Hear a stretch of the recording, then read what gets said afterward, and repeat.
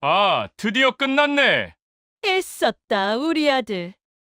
장례식장 가족 대기실에 남자의 웃음소리가 울려 퍼졌습니다. 검은 양복을 입은 남자 강태준. 그의 시선 아래 바닥에 주저앉은 여자 서하윤이 있었죠. 야, 안 나가냐? 태준의 발이 하윤의 옆구리를 찼습니다. 쿵. 어머, 살살 때려. 옆에 있던 여성이 킥킥거리며 웃었습니다. 이제 좀 끝내자. 다시 한번 발길질이 이어졌습니다. 쿵, 쿵. 웃음 섞인 목소리로 반복되는 폭력. 그 옆에는 두 여자가 서 있었습니다.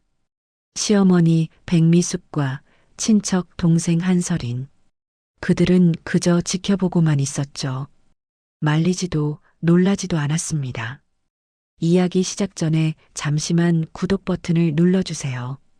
댓글로 시청하고 계신 곳을 알려주시면 반갑게 인사드릴게요. 그럼 이야기 바로 시작하겠습니다. 불과 30분 전, 6살 딸 유나의 발인이 끝난 직후였습니다. 조문객들이 모두 떠나고 장례 지도사도 물러났죠. 가족 대기실엔 5명만 남았습니다. 하윤, 태준, 백미숙, 설인, 그리고 태준의 동생 강민준. 하윤은 의자에 앉아 고개를 떨구고 있었습니다. 크하하. 갑자기 태준이 웃기 시작했습니다. 하윤이 고개를 들었죠. 남편이 두 손으로 얼굴을 감싸고 웃고 있었습니다. 당신 왜 그래요? 하윤이 조심스럽게 물었습니다. 태준은 대답 대신 웃음을 멈추지 않았죠. 백미숙은 아들을 바라보며 입술을 다물었습니다. 설이는 태준의 팔을 살짝 잡았습니다. 오빠. 태준은 그 손을 뿌리치지 않았습니다. 하윤의 눈이 그 손을 향했죠. 설인의 손이 태준의 팔에 자연스럽게 올려져 있었습니다. 마치 연인처럼. 뭐지? 아, 드디어 끝났네. 태준이 웃음을 멈추고 말했습니다. 이제 좀 끝내자. 그리고 하윤을 향해 다가왔죠. 당신 무슨 소리? 하윤이 일어서려는 순간. 쿵. 태준의 발이 하윤의 옆구리를 찼습니다. 으윽. 하윤이 바닥에 쓰러졌죠. 끝. 이제 끝이라고. 태준이 다시 웃으며 발을 휘둘렀습니다. 쿵, 쿵. 당신 미쳤어요. 하윤이 비명을 질렀지만 태준은 멈추지 않았습니다. 미쳤다고? 나, 크하. 그는 오히려 더 세게 찼죠. 하윤은 몸을 웅크린 채 바닥을 기었습니다. 어머님, 말려주세요. 하윤이 시어머니를 향해 손을 뻗었습니다. 하지만 백미숙은 팔짱을 낀 채 내려다볼 뿐이었죠. 이제 정리할 건 정리해야지. 차갑고 낮은 목소리였습니다. 하윤의 손이 허공에서 떨어졌죠. 시어머니의 눈빛엔 연민도 미안함도 없었습니다. 오빠 그만해요. 사람들 올 수도 있어요. 설인이 태준을 말렸습니다. 태준은 헛웃음을 흘리며 발을 걷었죠. 그래, 내 말이 맞아. 그리고 설인의 어깨에 손을 올렸습니다. 역시 넌 똑똑해. 오빠가 더 그렇죠. 두 사람이 자연스럽게 대화를 나눴습니다. 하윤은 바닥에 쓰러진 채 그 모습을 바라봤죠. 설인이 태준의 허리에 팔을 감았습니다. 태준도 그녀의 어깨를 감쌌죠. 완벽한 연인의 자세였습니다. 하윤의 눈이 점점 커졌습니다. 설마. 입술이 떨렸죠. 설마 당신들. 백미숙이 한숨을 쉬었습니다. 이제 알았어? 늦었네. 차가운 말투였죠. 설인이는 친척 동생이 아니야. 태준이 여자야. 세상이 멈춘 것 같았습니다. 하윤은 그 자리에 얼어붙었죠. 친척 동생이 아니라고? 어머님 이게 무슨. 태준이는 내가 싫대. 오래전부터. 백미숙이 무심하게 말했습니다. 설인이가 훨씬 낫더라고. 똑똑하고 예의 바르고 돈도 잘 쓰고. 하윤의 입에서 웃음이 새어나왔죠. 기가 막혀서 나온 웃음이었습니다. 그래서 유나 장례식 날 이러시는 거예요? 장례 끝났잖아. 이제 정리할 때 됐지. 백미숙의 목소리는 끝까지 차가웠습니다. 태준이 서린의 손을 잡고 문 쪽으로 걸어갔죠. 엄마, 우리 먼저 갈게요. 서린이 피곤해 보여. 그래, 가. 조심히 가고. 네, 어머니. 안녕히 계세요. 서린이 공손하게 인사했습니다. 마치 며느리처럼. 하윤은 그 모습을 멍하니 바라봤습니다. 문이 닫혔죠. 대기실에는 백미숙과 하윤, 그리고 구석에 민준만 남았습니다. 백미숙이 가방을 들고 일어났습니다. 넌 오늘 집에 오지 마. 태준이가 싫어할 거야. 제 집인데요. 지? 그게 내 집이야? 백미숙이 코웃음을 쳤습니다. 전부 태준이 명의야. 내 이름으로 된 건 아무것도 없어. 하윤은 대답할 수 없었습니다. 내가 어디 가서 살든 이제 우리랑 상관없어. 백미숙이 문을 열었죠. 아, 민준아. 너도 가자. 네, 어머니. 민준이 고개를 숙이며 일어났습니다. 그는 하윤을 한번 쳐다봤지만 아무 말도 하지 않았죠. 문이 닫혔습니다. 대기실에는 하윤만 남았습니다. 바닥에 쓰러진 채로 하윤은 텅 빈 대기실 바닥에 앉아 있었습니다. 친척 동생이라고? 서린의 얼굴이 떠올랐죠. 처음 만난 건 4년 전이었습니다. 이쪽은 먼 친척 동생이야. 서린이. 안녕하세요. 공손하고 예의 바른 여자였죠. 태준의 말대로 서린은 자주 집에 들렀습니다. 명절 때면 어김없이 나타났죠. 이거 드셔보세요. 비싼 과일 선물을 들고 왔습니다. 어머니, 이거 어머니 잘 어울리실 것 같아서요. 백미숙에게는 명품 스카프를 선물했죠. 우와, 서린아. 넌 참 센스가 좋구나. 시어머니는 환하게 웃었습니다. 하윤에게는 한 번도 보여주지 않던 표정이었죠. 유나가 아팠을 때도 서린은 병원에 왔습니다. 제가 뭐 도와드릴까요? 괜찮아요. 와줘서 고마워요. 서린은 병실을 오가며 챙겼습니다. 태준과 함께 커피를 사오기도 했죠. 착한 동생이야. 하윤은 그렇게 믿었습니다. 그런데 지금 생각해보니 둘이서 커피 사러 간다고 30분씩 사라졌었지. 명절 때 장을 보러 2시간씩 나갔던 것도 이제야 깨달았습니다. 그 모든 순간이 거짓이었다는 걸 어머님은 알고 계셨던 거야. 시어머니의 태도가 떠올랐습니다. 서린이는 언제 봐도 예쁘고 똑똑해. 하윤이 너도 서린이 좀 배워. 비교당하는 게 일상이었죠. 서린이는 옷도 잘 입고 화장도 예쁘게 하던데 하윤은 전업주부였습니다. 유나를 돌보느라 자신을 꾸밀 여유가 없었죠. 핑계 대지 마. 서린이는 일도 하면서 저렇게 잘하잖아. 백미숙은 늘 서린 편이었습니다. 처음부터 나를 내쫓을 생각이었던 거야. 하윤은 쓴웃음을 지었습니다. 바닥에 앉은 채 주변을 둘러봤죠. 아무것도 없었습니다. 핸드폰과 지갑만 주머니에 있었죠. 친정은 일찍 부모님을 여의었습니다. 친구라고 부를 사람도 없었죠. 결혼 후 시댁 요구대로 관계를 정리했으니까요. 며느리가 친구들이랑 놀러 다니면 보기 안 좋아. 백미숙의 말에 따랐습니다. 모든 걸 포기하고 시댁에 맞춰 살았죠. 그 결과가 이것이었습니다. 하윤은 천천히 몸을 일으켰습니다. 울 시간은 없어.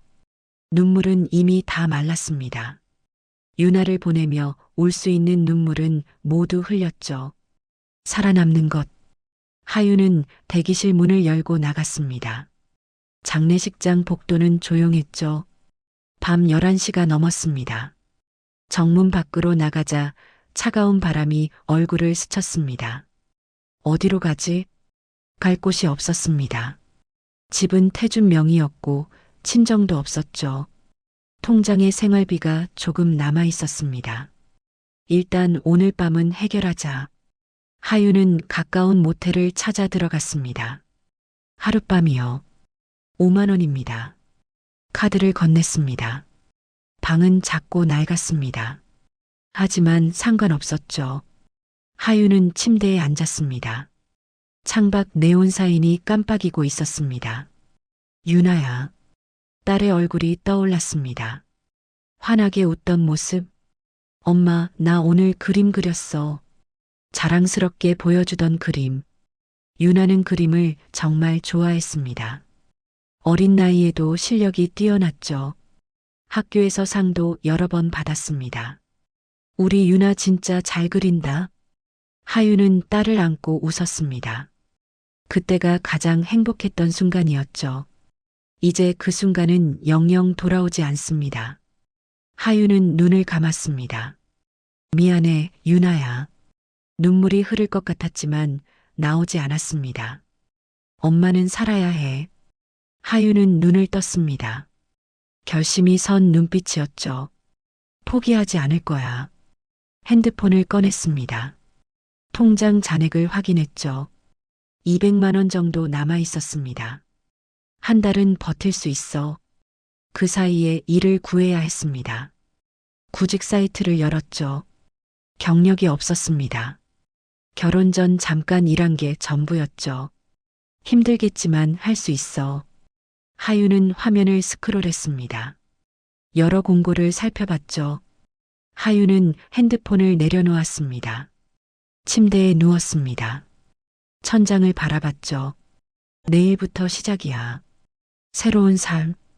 혼자서 살아가야 하는 삶. 하유는 눈을 감았습니다. 잠이 올 것 같지 않았지만 어느새 잠들어 있었습니다. 다음 날 아침 9시. 하유는 모텔을 나섰습니다. 유나의 학교로 향했죠. 교문을 지나 교무실로 들어갔습니다. 서하윤 씨시죠? 기다리고 있었습니다. 미술 선생님이 반갑게 맞아주었습니다. 여기 앉으세요.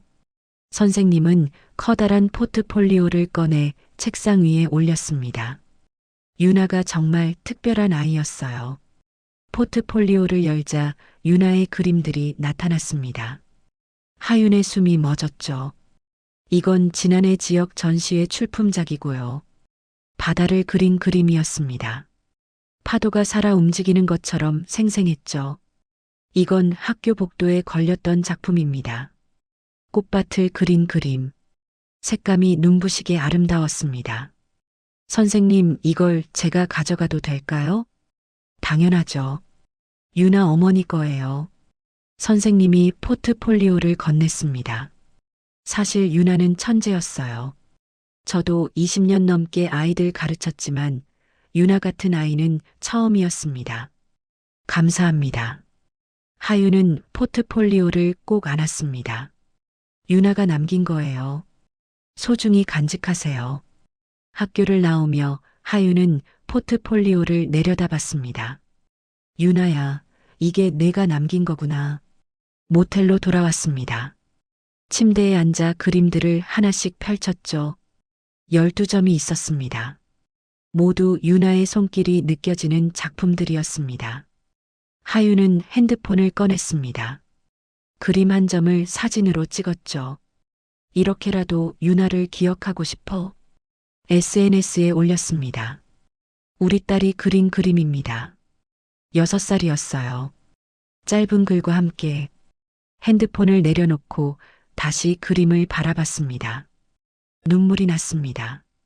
이제야 올 수 있었죠. 사흘이 지났습니다. 하유는 여전히 모텔에 머물고 있었습니다. 구직 활동을 했지만 쉽지 않았죠. 그날 오후 핸드폰이 울렸습니다. 모르는 국제번호였습니다. 여보세요? 외국이었습니다. 네, 맞는데요. 저는 스페인 바르셀로나에서 연락드립니다. 낯선 이름이었죠. 저는 현대미술 작가입니다. 당신이 SNS에 올린 그림을 봤어요. 하윤의 심장이 뛰기 시작했습니다. 제 딸 그림을요? 네. 믿기 힘들 정도로 훌륭했습니다. 6살 아이가 그렸다는 게 놀라워요. 감사합니다. 혹시 그림이 더 있나요? 네, 12점 있습니다.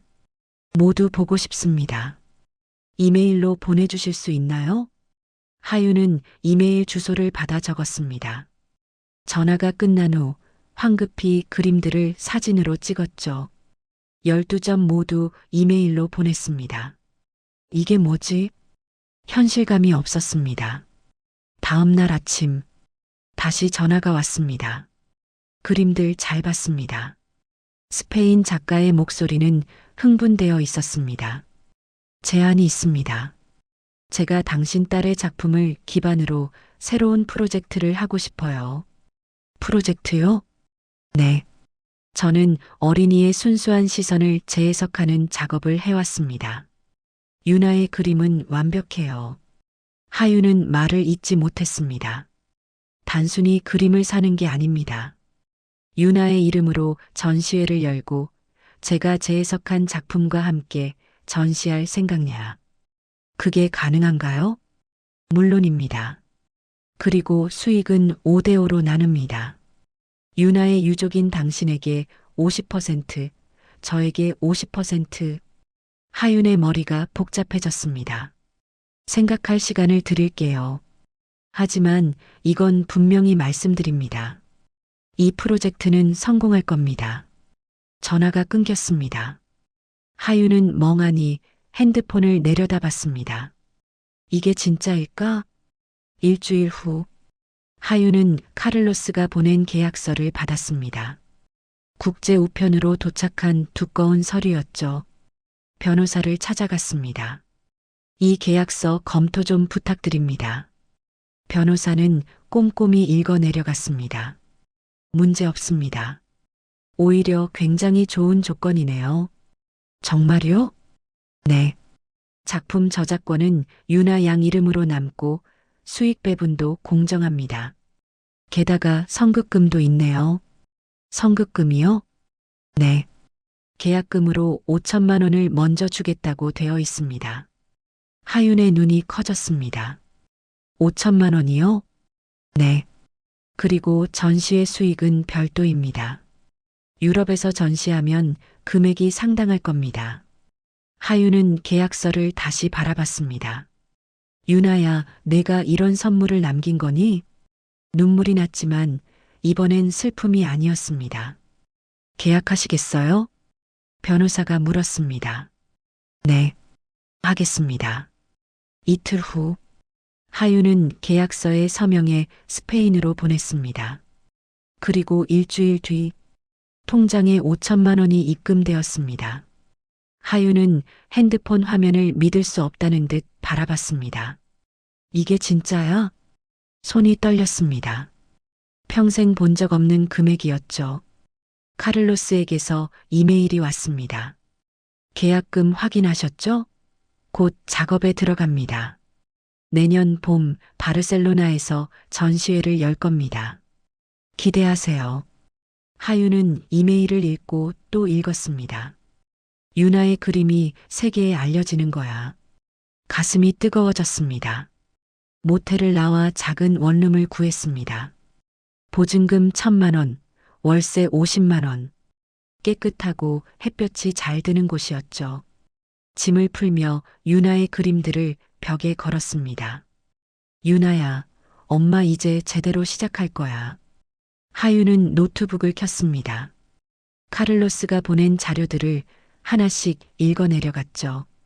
전시회 기획안, 홍보 계획, 예상 수익. 모든 게 구체적이었습니다. 이 사람은 진짜 프로구나. 하윤은 예상 수익 항목을 봤습니다. 최소 3억, 최대 10억. 믿기지 않는 숫자였습니다. 진짜 이렇게 될 수 있을까? 하지만 계약금이 이미 들어온 걸 보면 거짓은 아니었습니다. 하윤은 창밖을 바라봤습니다. 도시의 불빛들이 반짝이고 있었죠. 나 혼자가 아니야. 유나가 나한테 기회를 준 거야. 그녀는 노트북을 닫았습니다. 그리고 침대에 누웠습니다. 오랜만에 편안한 잠이 찾아왔습니다. 6달이 흘렀습니다. 카를로스에게서 이메일이 왔습니다. 전시회가 대성공입니다. 축하합니다. 첨부된 사진들을 열어봤죠. 바르셀로나 갤러리에 사람들이 가득했습니다. 유나의 그림 앞에 서서 감탄하는 모습들, 카를로스가 재해석한 대형 작품들, 모두 유나의 이름으로 전시되어 있었습니다. 며칠 후 통장에 8억이 입금되었습니다. 하유는 숨이 멎었습니다. 8억이라고? 손이 떨렸죠. 카를로스의 전화가 왔습니다. 모든 작품이 완판되었습니다. 정말 감사합니다. 이건 시작일 뿐입니다. 다음 전시 요청이 벌써 3곳에서 들어왔어요. 하유는 믿을 수 없었습니다. 전화를 끊고 통장을 다시 확인했죠. 8억 원. 선급금 5천만 원까지 합치면 8억 5천만 원이었습니다. 이 돈을 어떻게 하지? 하유는 며칠간 고민했습니다. 그냥 저축할 수도 있었죠. 하지만 뭔가 더 해야 할 것 같았습니다. 유나가 준 기회야. 더 키워야 해. 하유는 서점으로 갔습니다. 예술품 투자 관련 책들을 샀죠. 밤마다 공부했습니다. 경매 시장, 작가 분석, 작품 가치 평가, 모든 걸 흡수했습니다. 한 달 후, 하유는 서울 강남의 유명 경매장을 찾았습니다. 입구에서 잠시 멈칫했죠. 내가 여기 와도 되는 걸까? 하지만 곧 발걸음을 옮겼습니다. 경매장 안은 고급스러웠습니다. 정장을 입은 사람들이 카탈로그를 넘기고 있었죠. 하윤도 카탈로그를 받았습니다. 오늘 경매 품목은 30점. 유명 작가들의 원화였습니다. 경매가 시작되었습니다.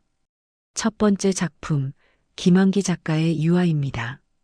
시작가 2억입니다. 패들이 올라갔습니다. 2억 2천, 2억 5천. 가격이 빠르게 올랐죠. 3억?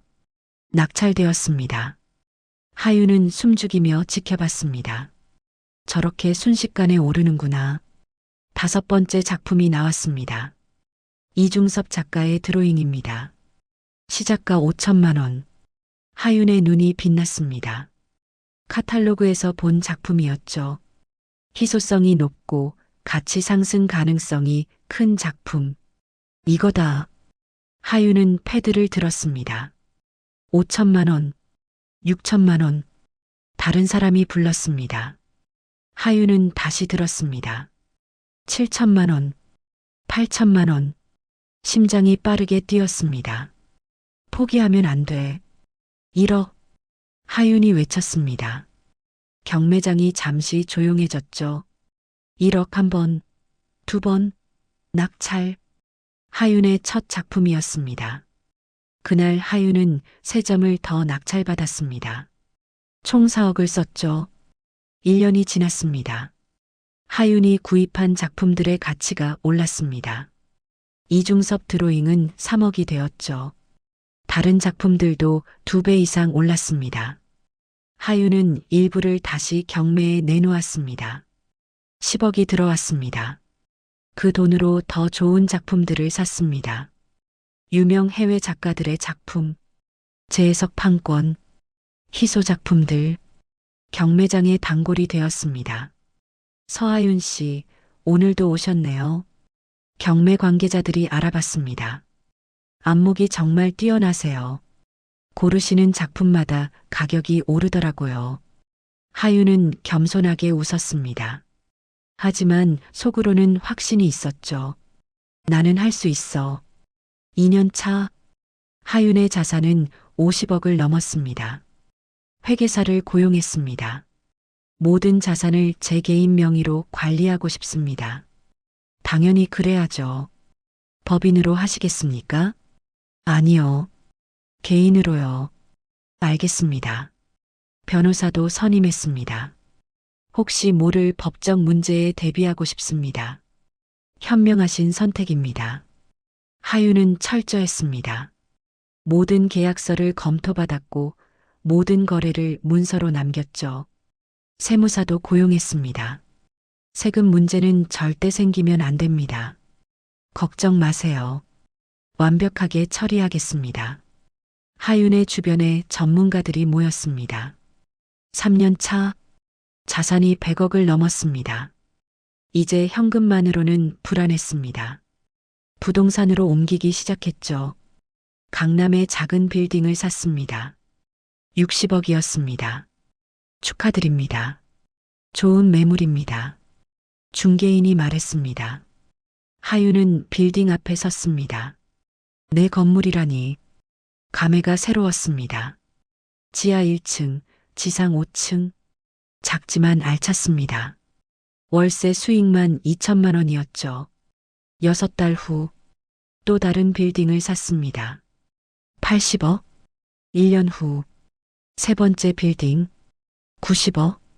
하윤의 부동산 자산만 230억이 되었습니다. 현금과 예술품까지 합치면 300억이 넘었죠. 하윤은 자신의 사무실을 만들었습니다.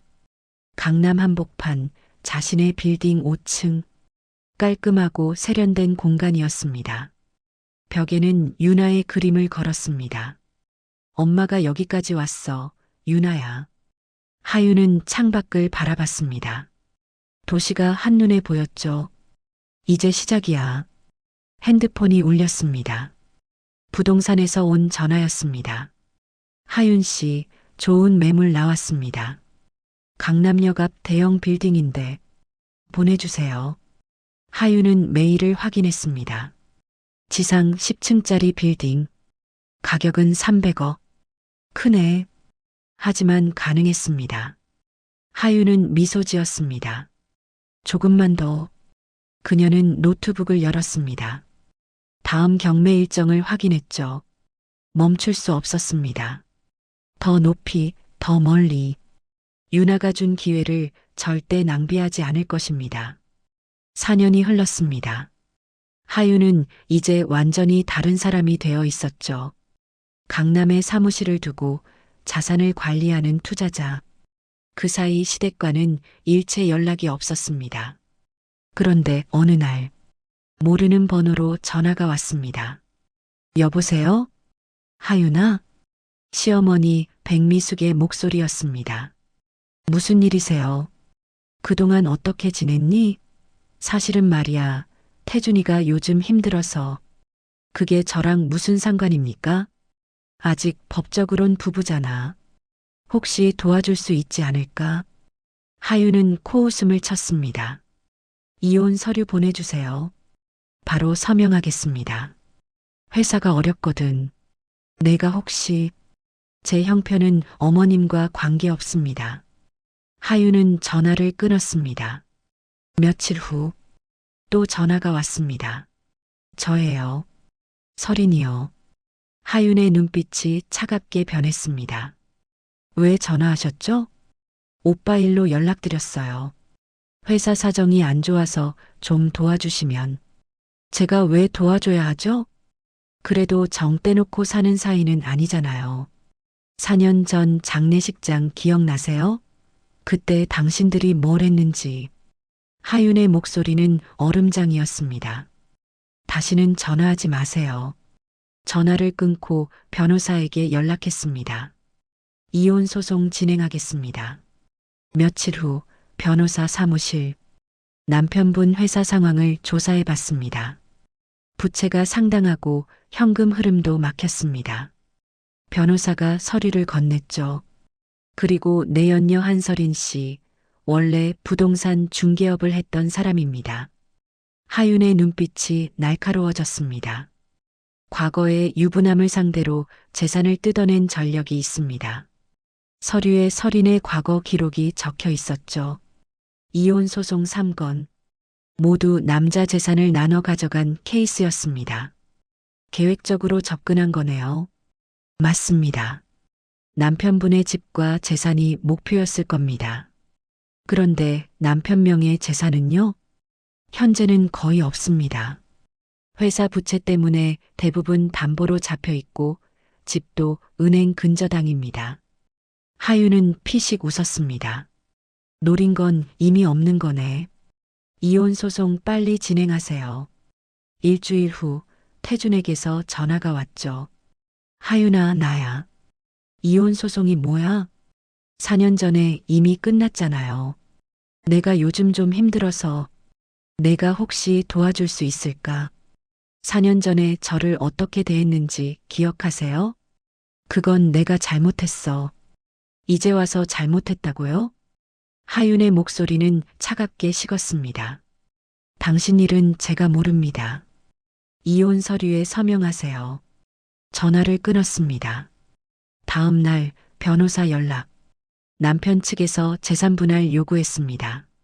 제 재산은 남편과 무관합니다. 물론입니다. 이미 별거 4년이고 모든 재산이 의뢰인 단독 명의입니다. 며칠 후 태준과 백미숙이 하윤의 사무실로 찾아왔습니다. 문이 열리자 두 사람은 멈칫했습니다. 세련된 정장을 입은 하윤, 강남 한복판 사무실, 고급 예술 작품들. 너 이게 다 뭐야? 태준이 어리둥절하게 물었습니다. 제 사무실입니다. 어떤 용건이십니까? 하윤아, 우리 얘기 좀 하자. 백미숙이 다가왔습니다. 어머님, 저희 할 얘기 없습니다. 이혼은 좀 천천히 하면 안 되겠니? 재산 분할도 좀. 제 재산은 제가 혼자 만든 겁니다. 하윤은 서류를 밀어냈습니다. 이혼 동의서입니다. 서명하시면 끝입니다. 태준이 서류를 집어들었습니다. 재산 분할 없이 이혼하라고? 당신 재산도 안 받을 테니 제 재산도 포기하세요. 말도 안 돼. 너 돈 꽤 있는 것 같던데. 하윤은 미소 지었습니다. 나가세요. 안 나가시면 경비 부르겠습니다. 백미숙이 태준을 말렸습니다. 태준아, 가자. 두 사람은 나갔습니다. 문이 닫히고 하윤은 깊게 숨을 내쉬었습니다. 이제 정말 끝이야. 감정이 흔들릴 줄 알았는데 아무것도 느껴지지 않았습니다. 변호사에게 전화했습니다. 소송 강하게 밀어붙이세요. 하윤은 창밖을 바라봤습니다. 나는 법과 돈으로만 싸울 거야. 더 이상 감정은 없었습니다. 오직 냉정한 계산만 남았죠. 반년이 더 지났습니다. 하윤은 변호사에게서 전화를 받았습니다. 이혼 판결 났습니다. 재산 분할 없이 이혼 확정입니다. 감사합니다. 법적으로도 완전히 남이 되었습니다. 그날 오후 경매 정보 사이트를 확인하던 하윤은 멈칫했습니다. 이건 화면에 익숙한 주소가 보였습니다.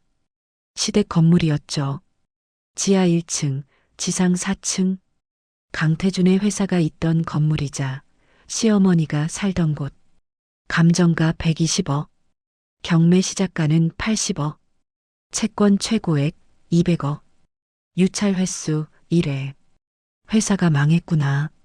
인터넷 뉴스를 검색했습니다. 중소건설사 태광건설 부도 처리. 태준이 운영하던 회사였습니다. 무리한 사업 확장과 부실 경영으로 자금난 심화. 법정관리 신청. 대표 강태준 씨 개인 연대보증으로 개인 파산 위기. 채권자들 몰려 자택까지 압류. 건물 경매 진행. 채권 회수 절차 돌입. 자업자득이네. 하윤은 노트북을 닫았습니다. 담담했습니다. 동정도 분노도 없었죠. 며칠 후 부동산 컨설턴트를 불렀습니다. 이 건물 경매건 분석해 주세요. 컨설턴트는 꼼꼼히 살펴봤죠. 입지는 괜찮습니다. 강남권 역세권이네요. 유찰 1회 됐으니 이번엔 70억 시작, 경쟁 입찰자 따라 90억까지 갈 수 있습니다. 시세는요? 정상 거래라면 130억 정도 합니다. 하윤은 고개를 끄덕였습니다. 대표님 자금력이면 충분히 가능합니다. 경매 참여하겠습니다. 준비하겠습니다. 일주일 후 경매 담당 변호사와 미팅. 보증금은 7억 준비하시면 됩니다. 네. 낙찰 후 명도 문제 알고 계시죠? 건물주 가족이 아직 거주 중입니다. 변호사가 서류를 넘겼습니다. 명도 소송은 석 달 정도 걸립니다. 상관없습니다. 법적 절차 그대로 진행하세요. 경매일이 다가왔습니다. 회계사에게 자금을 확인했죠. 현재 유동자금이 얼마나 됩니까? 250억 정도 바로 쓰실 수 있습니다. 충분하네요. 하유는 입찰 전략을 세웠습니다. 첫 입찰은 75억. 경쟁자 있으면 90억까지. 경매 전날 밤. 하유는 서류를 정리하며 생각했죠. 이건 복수가 아니야. 그냥 좋은 투자 물건을 사는 거야. 시장에 나온 물건. 정당한 경매 절차. 법에 따른 낙찰. 감정은 빼자. 다음 날 아침. 하유는 정장을 차려입고 경매장으로 향했습니다. 법원 경매 법정. 사람들이 꽤 많았죠. 하유는 입찰표를 받아 자리에 앉았습니다. 경매가 시작되었습니다. 강남구 삼성동 소재 건물입니다. 감정가 120억, 최저 입찰가 70억입니다. 판사가 말했습니다. 입찰 시작하겠습니다. 하유는 입찰표에 금액을 적었습니다. 75억. 봉투에 넣어 제출했죠. 개봉하겠습니다. 70억, 72억, 75억, 78억. 가장 높은 금액이었습니다. 하윤이 아니었죠. 78억의 낙찰 예정입니다. 이해 있으신 분? 하윤은 손을 들었습니다. 재입찰 신청합니다. 다시 입찰이 진행되었습니다. 하윤은 이번엔 더 높은 금액을 적었습니다. 85억. 제출했죠. 개봉합니다. 80억, 83억, 85억. 하윤의 금액이 최고가였습니다. 85억. 최고가입니다. 이해 있으신 분? 아무도 손을 들지 않았습니다. 낙찰. 판사가 선언했습니다. 하윤의 심장이 쿵 소리를 냈습니다. 됐다. 경매가 끝나고 밖으로 나왔습니다. 햇빛이 눈부셨죠. 하윤은 하늘을 올려다봤습니다. 유나야, 엄마가 해냈어. 변호사가 다가왔습니다. 축하드립니다. 좋은 투자입니다. 감사합니다. 잔금 납부는 한 달 안에 하시면 됩니다. 그렇게 하겠습니다. 하윤은 차에 올라탔습니다. 운전하며 생각했죠. 이제 시작이야. 한 달 후 잔금을 치르고 명도 소송을 진행하면 그 건물은 완전히 하윤의 것이 됩니다. 법대로 절차대로. 하윤은 미소 지었습니다. 이것은 복수가 아니었습니다. 시장의 원리였죠. 파산한 회사의 건물이 경매로 나왔고 그걸 정당하게 낙찰받았을 뿐. 이제 그 사람들한테 통보되겠지. 시어머니와 태준. 곧 알게 될 것입니다. 자신들이 살던 건물의 새 주인이 누군지. 하윤은 핸들을 꽉 잡았습니다. 준비는 끝났어. 하윤은 잔금을 모두 치렀습니다. 건물은 완전히 하윤의 소유가 되었죠. 명도 소송도 승소했습니다. 법원은 강태준과 백미숙에게 건물을 비우라고 명령했습니다. 한 달의 유예 기간이 주어졌죠. 하지만 그들은 나가지 않았습니다. 변호사가 전화했습니다. 명도 집행일이 확정되었습니다. 다음 주 화요일 오전 10시입니다. 제가 직접 가겠습니다. 꼭 오실 필요는 없습니다. 집행관이 알아서. 괜찮습니다. 가겠습니다. 명도 집행일 아침. 하윤은 검은색 정장을 입었습니다. 머리를 단정하게 묶었죠. 거울을 보며 심호흡했습니다. 침착하게. 강남 삼성동 건물 앞. 집행관들이 이미 도착해 있었습니다. 변호사도 와 있었죠. 대표님 오셨습니까? 네. 하윤은 건물을 올려다봤습니다. 5년 만에 보는 곳이었습니다. 들어가시죠. 1층 로비로 들어갔습니다. 엘리베이터를 타고 4층으로 올라갔죠. 복도 끝 4층 전체가 주거 공간이었습니다. 집행관이 초인종을 눌렀습니다. 딩동. 반응이 없었습니다. 다시 눌렀죠. 딩동. 딩동. 안에 계신 거 압니다. 문 열어주십시오. 집행관이 큰 소리로 말했습니다. 잠시 후 문이 열렸습니다. 백미숙이 나타났습니다. 뭐야? 그녀의 목소리는 떨리고 있었죠. 명도 집행 나왔습니다. 법원 명령입니다. 집행관이 서류를 보여줬습니다. 백미숙의 시선이 하윤을 향했습니다. 너는 왜? 하윤은 침착하게 말했습니다. 안녕하세요, 어머님. 오래간만입니다. 하윤아, 너 지금 뭐 하는 거야? 백미숙이 다가왔습니다.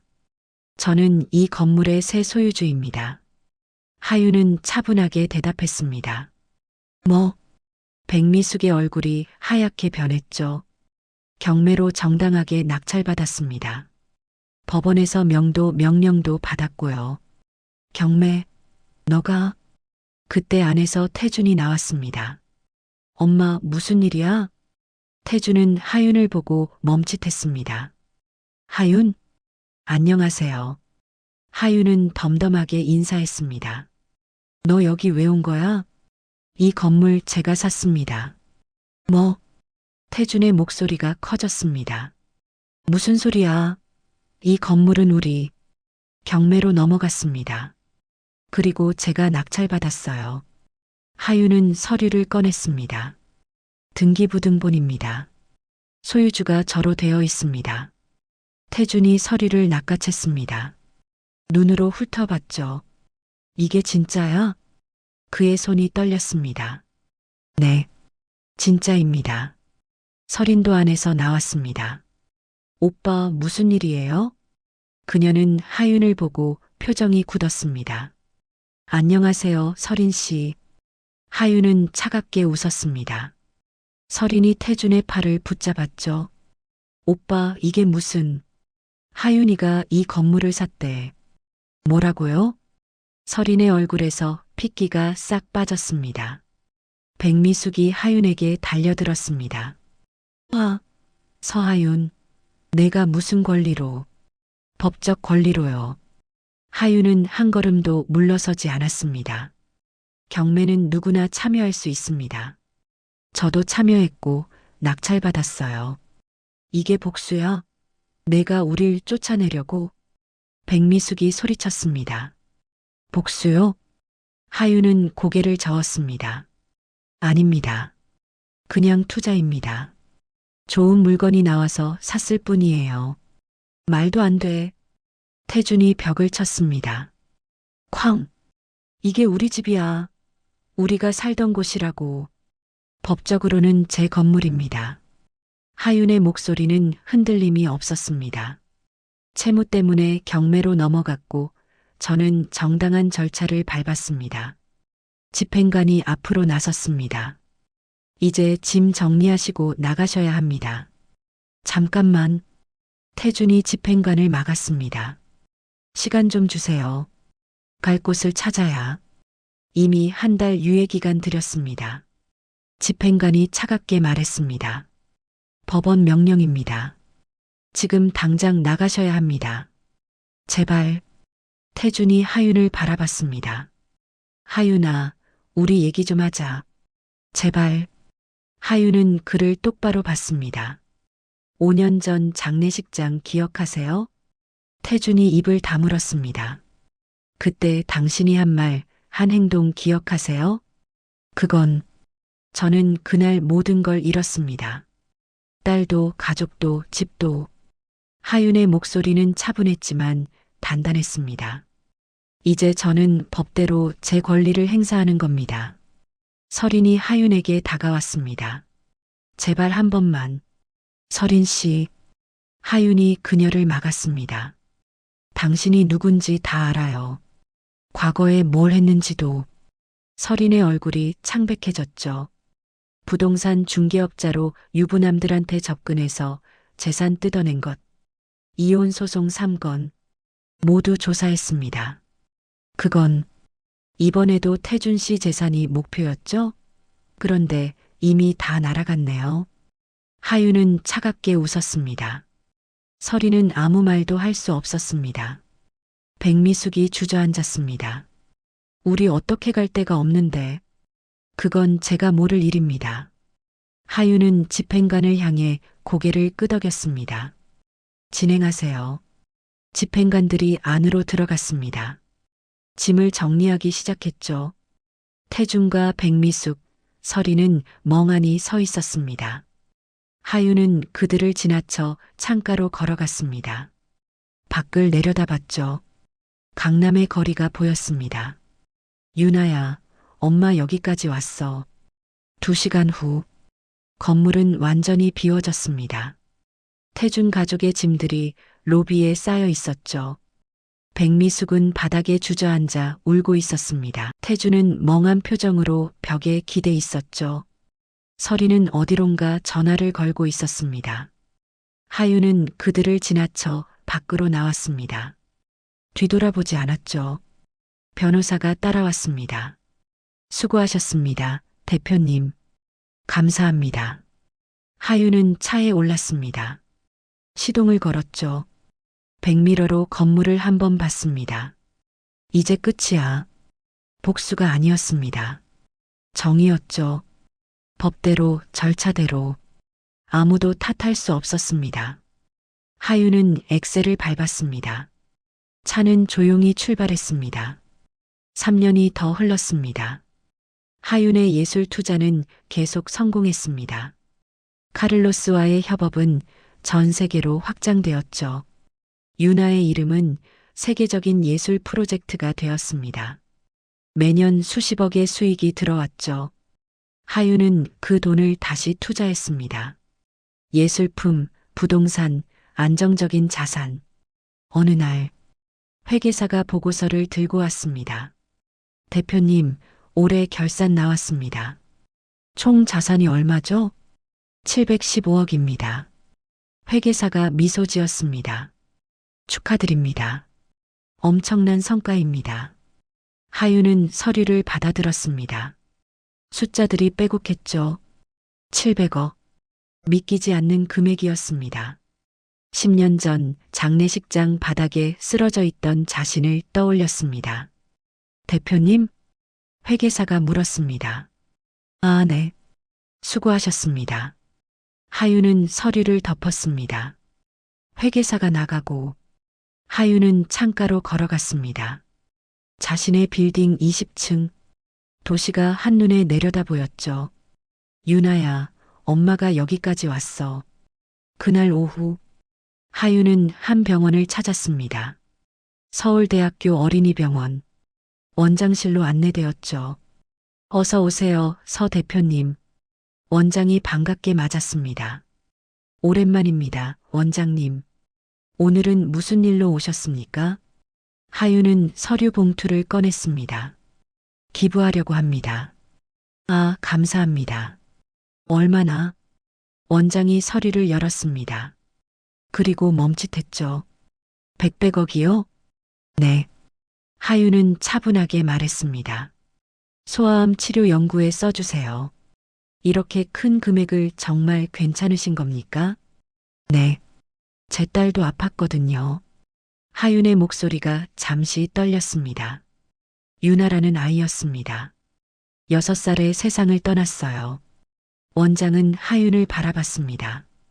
그 아이가 받지 못한 시간을 다른 아이들이 살 수 있게 하고 싶습니다. 정말 감사합니다. 원장이 깊게 고개 숙였습니다. 유나 양의 이름으로 연구실을 만들겠습니다. 하윤은 고개를 저었습니다. 이름은 필요 없습니다. 조용히 써주세요. 하지만 제 딸을 기억하는 건 제 몫입니다. 그냥 아이들이 살 수 있게만 해주세요.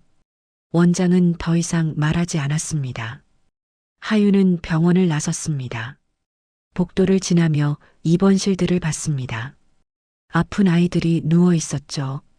보호자들이 곁을 지키고 있었습니다. 저 아이들이 다 나았으면 좋겠다. 하윤은 조용히 병원을 빠져나왔습니다. 그 후로도 하윤의 기부는 계속되었습니다. 소아암 연구재단에 50억, 희귀병 어린이 치료비 지원에 30억, 장애 아동 재활센터 건립에 40억, 모두 익명이었습니다. 하윤은 자신의 이름을 드러내지 않았죠. 언론 인터뷰도 거절했습니다. 그저 조용히 꾸준히. 어느 봄날 하윤은 유나의 묘를 찾았습니다. 오랜만이었죠. 유나야, 엄마 왔어. 하윤은 묘비 앞에 앉았습니다. 내가 그린 그림들, 전 세계 사람들이 보고 있어. 너 정말 대단한 아이였어. 바람이 불었습니다. 꽃들이 흔들렸죠. 엄마는 내가 준 기회로 여기까지 왔어. 이제 다른 아이들도 돕고 있어. 하윤은 미소 지었습니다. 내가 받지 못한 시간을 다른 아이들이 살 수 있게. 하윤은 한참을 그렇게 앉아 있었습니다. 해가 지고 있었죠. 이제 갈게. 다음에 또 올게. 하윤은 일어섰습니다. 뒤돌아보며 마지막으로 묘비를 봤습니다. 고마워, 유나야. 저녁. 하윤은 자신의 빌딩으로 돌아왔습니다. 20층 사무실. 창가에 섰습니다. 도시의 불빛들이 하나둘 켜지고 있었죠. 하윤은 그 풍경을 바라봤습니다. 10년이 지났구나. 10년 전 장례식장에서 쫓겨나던 날, 빈손으로 모텔로 향하던 밤, 그때의 자신을 떠올렸습니다. 나는 살아남았어. 하윤은 깊게 숨을 들이마셨습니다. 그리고 조용히 말했습니다. 나는 버려진 여자가 아니라 살아남은 사람이었다. 목소리는 단단했습니다. 흔들림이 없었죠. 하윤은 책상으로 돌아와 노트북을 열었습니다. 내일 일정을 확인했습니다. 경매 참여 2건, 재단 미팅 1건, 새로운 프로젝트 검토 1건, 바쁜 하루가 될 것 같았죠. 좋아. 하윤은 미소 지었습니다. 더 이상 과거를 돌아보지 않았습니다. 앞만 보고 걸어갈 뿐이었죠. 밤이 깊어갔습니다. 도시는 여전히 빛나고 있었습니다. 하윤의 빌딩도 그 속에서 조용히 빛나고 있었죠. 하윤은 불을 끄고 사무실을 나섰습니다. 엘리베이터를 타고 내려갔습니다. 1층 로비를 지나 밖으로 나왔죠. 차가운 밤 공기가 얼굴을 스쳤습니다. 하윤은 하늘을 올려다봤습니다. 별이 보였습니다. 유나야, 잘 자. 하윤은 차에 올랐습니다. 시동을 걸었죠. 집으로 향했습니다. 조용한 밤이었습니다. 하윤의 차는 도시를 가로질러 달렸습니다. 같은 시각, 서울 구로구 낡은 다세대 주택, 2층 좁은 원룸에서 강태준이 눈을 떴습니다. 벽지가 곳곳이 뜯겨나간 방이었죠. 창문 밖으로 빨랫줄이 보였습니다. 태준은 몸을 일으켰습니다. 허리가 욱신거렸죠. 50을 넘긴 몸은 예전 같지 않았습니다. 공사장에서 일한 지 2년째. 날품 팔이었죠. 휴대폰을 확인했습니다. 오전 6시. 오늘도 나가야지. 태준은 낡은 작업복을 입었습니다. 거울을 봤습니다. 수척한 얼굴, 희끗희끗한 머리카락.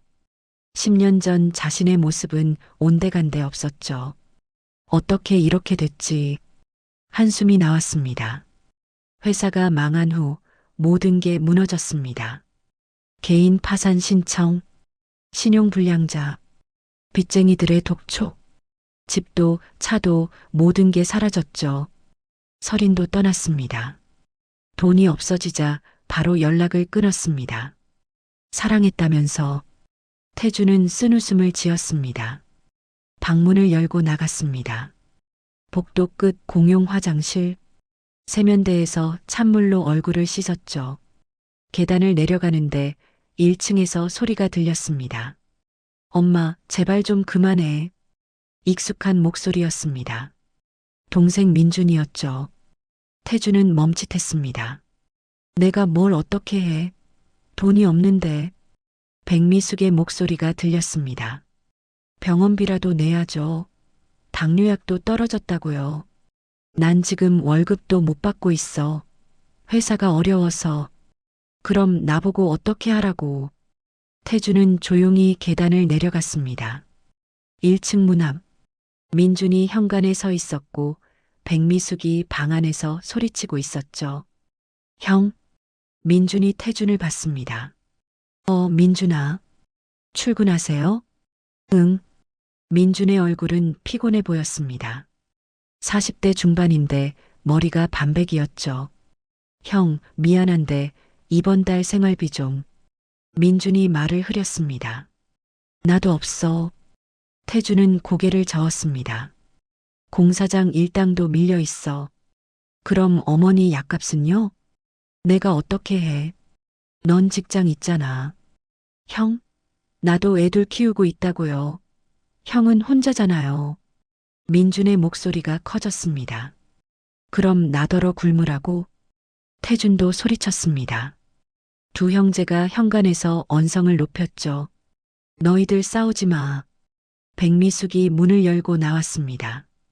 이른을 넘긴 그녀는 지팡이를 짚고 있었습니다.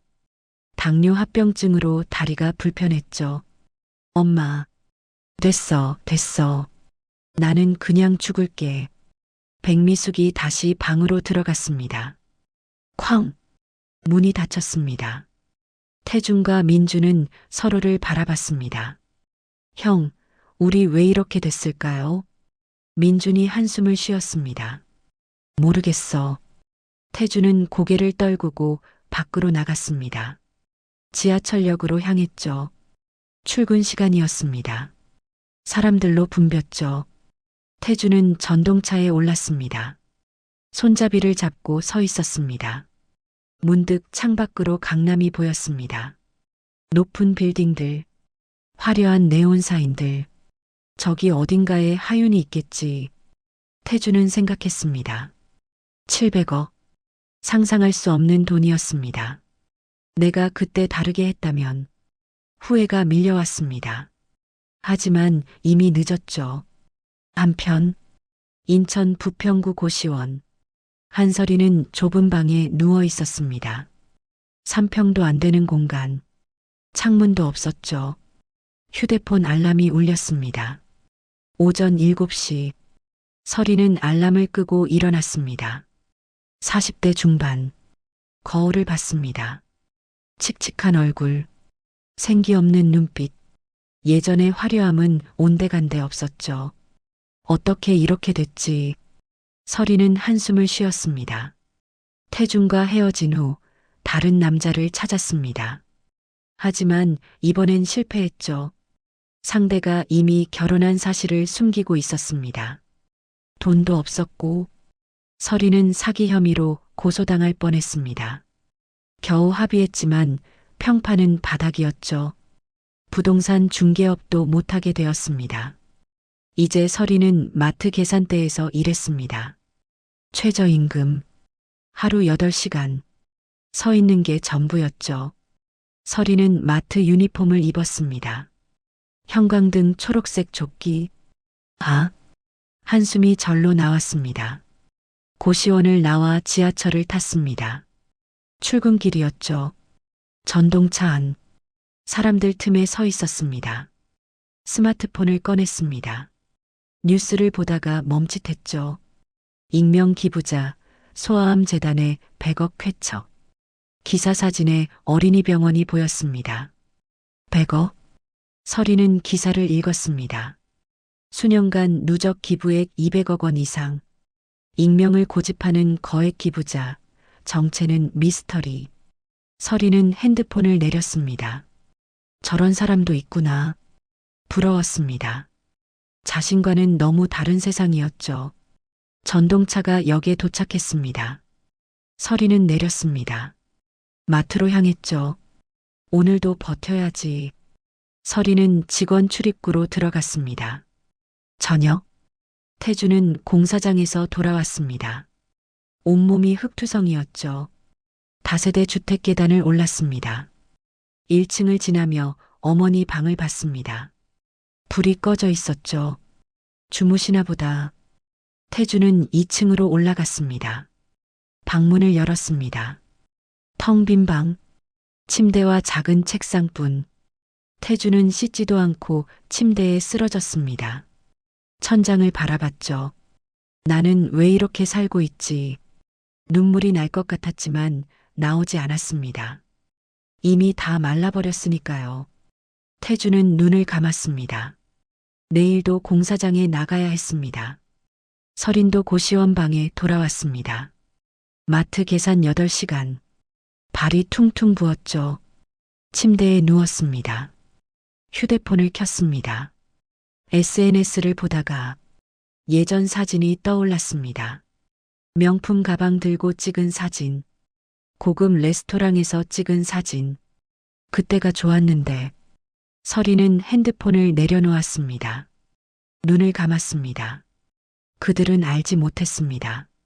자신들이 버린 여자가 이제는 700억 자산가가 되어 조용히 세상을 바꾸고 있다는 것을, 그리고 그들은 영영 알지 못할 것입니다. 왜냐하면 하윤은 그들을 다시 돌아보지 않았으니까요.